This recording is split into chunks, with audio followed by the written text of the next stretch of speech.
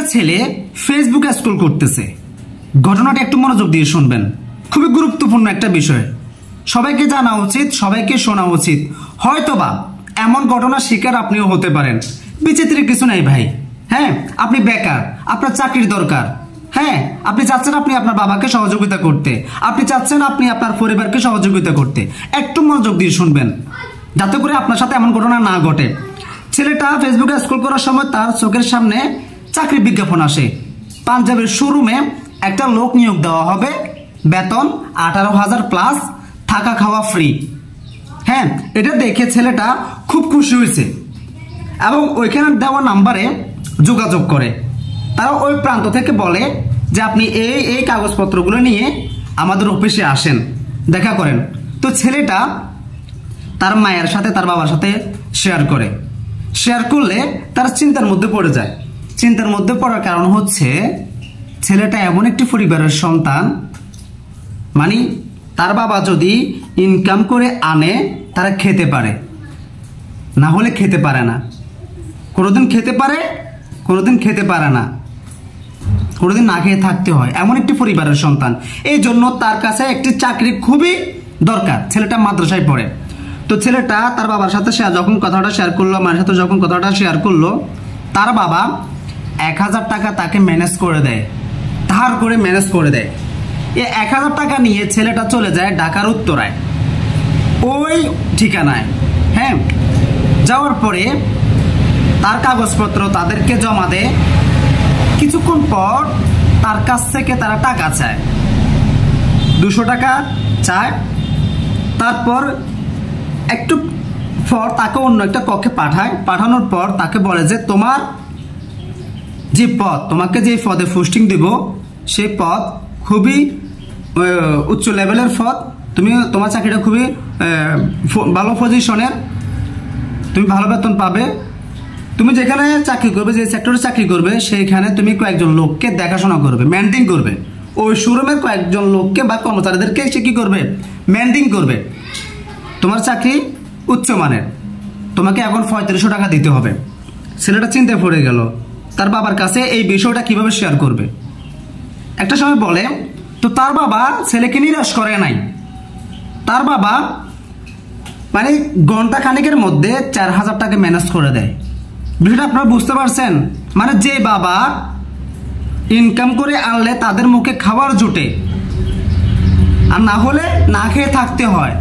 4,000 টাকা মানে কি জানেন? তাদের কাছে 4 লক্ষ টাকার সমান। ওই পরিবারের কাছে তার বাবা ম্যানেজ করে দেয়। তো ওই টাকাটা ম্যানেজ করে কিভাবে করে?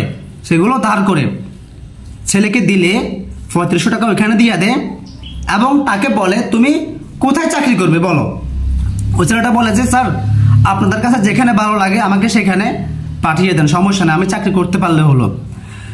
তো সে তাকে পাঠিয়ে দেয় যাত্রাবাড়িতে, ঢাকার যাত্রাবাড়িতে।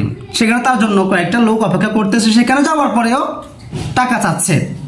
এক কথা ছেলেটা ওইখানে যাওয়ার পর থেকে শুধু টাকা 200 টাকা, 100 টাকা, 300 টাকা, 500 টাকা, 650 টাকা এইভাবে টাকা চাচ্ছে। যাত্রাবাড়িতে যাওয়ার পরেও লোকগুলো তার কাছে 200 টাকা, 500, 650 টাকা এভাবে চাচ্ছে। একটা সময় তার কাছে মাত্র 100 টাকা আছে।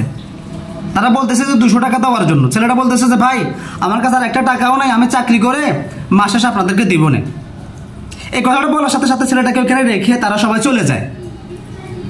বুঝতে পারছেন? চলে যাওয়ার পর ওইখানে মানে প্রায় কিছুক্ষণ থাকার পর একটা ছেলে আসে, তাকে একটা রুমে নিয়ে যায়, যে রুমে পর্যাপ্ত পরিমাণের ময়লার অভাব নাই, মানে খুব খারাপ একটা অবস্থা। ছেলেটা ওই জায়গাটা পরিষ্কার করে, যেখানে কারেন্ট নাই, ফ্যান নাই, কিছু নাই, মানে একটা অন্যরকম একটা পরিস্থিতি।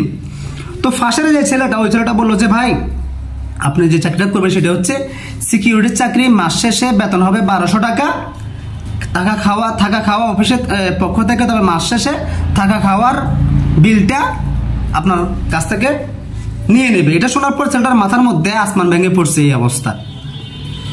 বুঝছেন? তো একটা সময় ছেলেটা মানে তার বাবাকে এই কথাটা কিভাবে শেয়ার করবে, কিভাবে বলবে, সে চিন্তার মধ্যে পড়ে গেছে। তো বলে ফেলে তার বাবাকে ঘটনাটা বলার পর তার বাবা বলতেছে বাবা তুমি চাকরি করতে হবে না, চলে আসো। তো এমন চাকরির বিজ্ঞাপন মনে করেন যে আমাদের চোখের সামনে প্রতিনিয়ত পড়তেছে। হ্যাঁ, আপনাকে লোভ দেখাবে, তারা আপনাকে আকৃষ্ট করবে, এমন একটি বেতনের কথা বলবে আপনি ওইখানে নক দিতে বাধ্য। হ্যাঁ, আপনাকে তারা বলবে বেতন এত হবে, 20,000 টাকা হবে, 25,000 টাকা হবে, 30,000 টাকা হবে, থাকা খাওয়া ফ্রি, সব সুযোগ সুবিধা দেওয়া হবে, 2 ঈদের 2 বোনাস, সরকারের ছুটির বিশেষ সুবিধা রয়েছে। মানে এই ধরনের লোক লালসা দেখাবে, কিন্তু এই লোক লালসা যারা পড়ে যাবেন তারা কিন্তু মানকের সিপাই পড়ে যাবেন। কারণ এটা চাকরি দেওয়ার জন্য নয়, তারা ধান্দা করার জন্য মূলত এই বিজ্ঞাপনগুলো দেয়। ফেসবুকের বিজ্ঞাপন কখনো আপনারা বিশ্বাস করবেন না। হ্যাঁ, ফেসবুকের বিজ্ঞাপন কখনো বিশ্বাস করবেন না। তো যাই হোক, এমন ঘটনা যেন কোনো কারোর হাতে না ঘটে। আসলে আমি এই ঘটনাটি যখন দেখলাম, এটা কিন্তু বাস্তব ঘটনা। এটি ওই যে এটিএন বাংলা সাংবাদিক আলী আসগর ইমন ভাই আছে যে, ওনার আইডিতে এটাই শেয়ার করছে। আমি কমেন্ট বক্সে আপনারা দিয়ে রাখবো, আপনারা সবাই এখান থেকে পড়ে আসতে পারেন সম্পূর্ণ ঘটনাটি।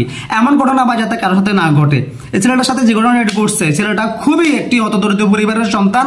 মানে তাদের পরিবারের পজিশনের অবস্থা দেখেন, কিন্তু ছেলেটা একটা চাকরির জন্য কিন্তু ব্যাকুল হয়ে আছে, দিশেহারা হয়ে আছে।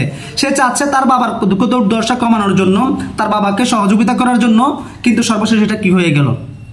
তো যাই হোক, সর্বশেষ একটি কথা হচ্ছে, ফেসবুকের বিজ্ঞাপন থেকে আপনারা দূরে থাকবেন। আর যে বিজ্ঞাপনগুলোতে আপনাকে লোভ লালসা দেখাবে, বেতনের পরিমাণ বেশি হবে, মনে করবেন যে সেই বিজ্ঞাপন ধোঁকা ভুয়া। এটা একটা প্রতারক চক্র, বুঝতে পারছেন? তো সবাই ভালো থাকবেন।